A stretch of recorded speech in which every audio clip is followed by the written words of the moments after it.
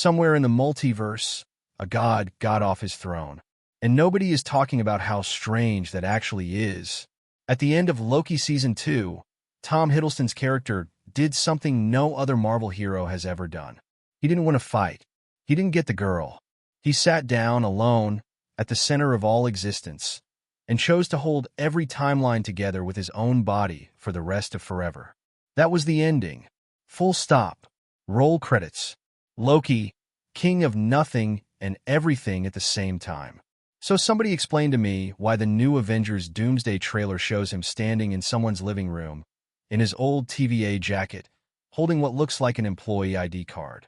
Today we're breaking down exactly what that scene means, why it might be the smartest twist Marvel has pulled in years, and why the comics already told us how this ends. Let's get into it. Quick refresher, because this matters for everything that follows.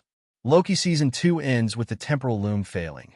That's the machine that was keeping every branching timeline from tearing itself apart. Loki's solution wasn't a gadget or a spell. It was himself. He walked into the heart of that collapsing machine and became the new structure holding it all up. Not a loom anymore. A tree. The show even names it after Yggdrasil, the world tree from Norse mythology, which, given the character, is a pretty perfect touch. The result was one of the best sequences in the entire multiverse saga. New crown, new robes, infinite timelines branching out from him like roots and branches, all surviving because he chose to give up his own freedom. Every review called it a redemption arc for the ages. A villain from the first Avengers movie becoming the silent guardian of all reality. It was framed as permanent.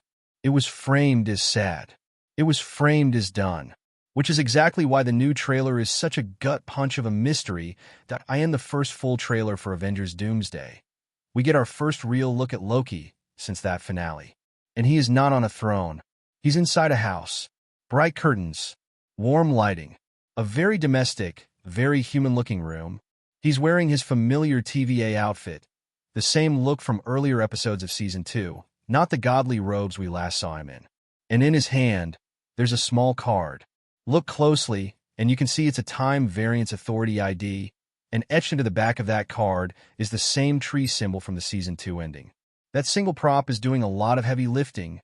Fans have already zoomed in frame by frame, and here's where it gets interesting.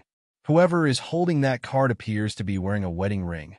Loki doesn't wear one, which means there's a real possibility this isn't Loki holding his own card at all. It might be someone else holding it. And the leading theory right now points to one specific person, Steve Rogers. Remember the ending of Endgame? Steve goes back in time to live a full life with Peggy Carter. Bright curtains, a cozy old house. Sound familiar? Several outlets have pointed out that the room in this new trailer looks a lot like the home where an older Steve Rogers appeared in an earlier Doomsday teaser. If that's the same house, then the theory writes itself. Steve is holding Loki's card, which means the TVA reached out to him, which means Loki, in some form, sent it that here's where things get genuinely tricky and genuinely fun if you like puzzles. Multiple entertainment outlets have raised the same question after Freeze framing this scene. If Loki became the god of stories at the end of Season 2, why is he shown wearing his older TVA field uniform instead of the crown and robes from that finale? There are basically two ways to read this. Option 1. Marvel is showing us an earlier version of Loki, maybe pulled from before the Season 2 ending, maybe a variant, maybe a memory. Trailer editors love using earlier footage to hide the real plot, and this franchise has done that before. Option 2, and this is the one gaining the most traction. This is simply how Loki dresses when he steps outside of his role as the tree at the center of existence. He built the multiverse. Maybe he also gets to choose what he wears when he leaves it. A god doesn't have to wear his crown to go check on an old friend. Hiddleston himself has talked about this directly. He said that Doomsday picks up right where Season 2 left off, and that the movie will not undo any of that character growth. That's a meaningful promise, because two other multiverse saga projects have been criticized for doing exactly that. Doctor Strange in the Multiverse of Madness and Captain America Brave New World both leaned on their streaming show's tie-in character, but then quietly reset the stakes for movie audiences who hadn't seen the shows. If Hiddleston is right, Loki's story finally avoids that trap. What happened to him in the show actually still counts.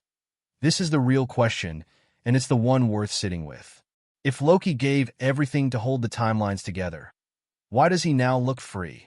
Not trapped, not straining under some cosmic weight. He looks calm, purposeful, like a man running an errand, not a god chained to infinity. One theory making the rounds is almost unsettling in how simple it is. Maybe Loki isn't holding fewer responsibilities because he escaped his duty. Maybe he's holding fewer responsibilities because there's simply less multiverse left to hold. And that theory lines up almost perfectly with where Marvel is pulling from in the comics.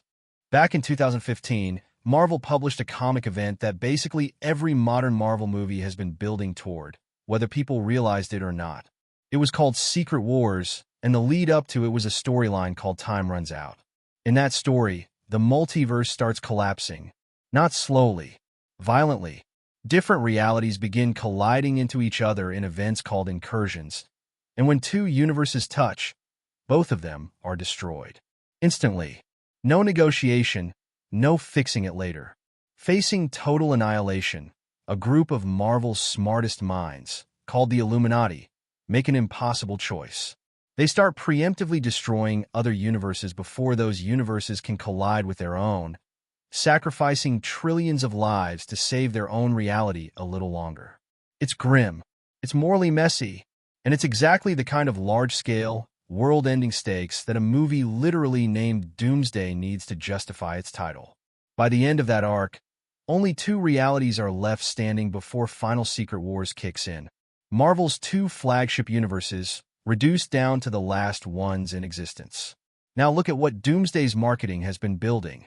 The Avengers, the Fantastic Four, the X-Men, three separate corners of the Marvel multiverse, all being pulled into the same movie, all seemingly on a collision course. If the movie is borrowing that comic structure, these three realities might not just be teaming up for a fun crossover. They might be some of the last realities left standing, period. And if that's true, it completely reframes Loki's situation. He's not the guardian of infinite timelines anymore, because infinite timelines might not exist anymore. He might be the guardian of what's left. A much smaller job, a much more urgent one, and crucially, a job that doesn't require sitting still. Let's connect all of this. Before this trailer, the general assumption was pretty straightforward. Loki is the literal structure holding the multiverse together. So of course Dr. Doom is going to come after him, either to destroy that structure or to steal its power for himself. Big target. Sitting duck. Classic villain plan. But that's clearly not the whole story anymore. Instead of being a target waiting to be attacked, Loki appears to be active. Mobile. Possibly running the TVA itself, given that his personal symbol is now printed on official TVA equipment. Instead of one big final showdown at his throne, we might get Loki working across realities, contacting old allies like Steve Rogers, and trying to hold together whatever pieces of the multiverse are left before Doom's war finishes the job. That's a much more interesting position for a character to be in. He's not a prize to be won. He's a player making moves. Here's the big takeaway. Loki's story clearly does not end with him frozen under a world tree, alone, for the rest of time. That would have been a satisfying ending for a TV show. But Doomsday is telling us his story keeps moving. He's not done being useful. And honestly, he's not done being interesting. Whether he's leading the TVA now, checking in on Steve Rogers, or racing against a multiverse that's running out of realities to save, one thing is clear. The former god of mischief just became one of the most unpredictable pieces on the board heading into the biggest Marvel movie yet. If you've been tracking every one of these trailer breakdowns, you already know how fast these theories change the moment new footage drops. So here's a fair question to leave you with. Do you think that's really Loki holding his own card? Or do you think Steve Rogers is the one holding it? Drop your theory in the comments, because I genuinely want to see what this community picks apart next. Thanks for watching, and I'll see you in the next one.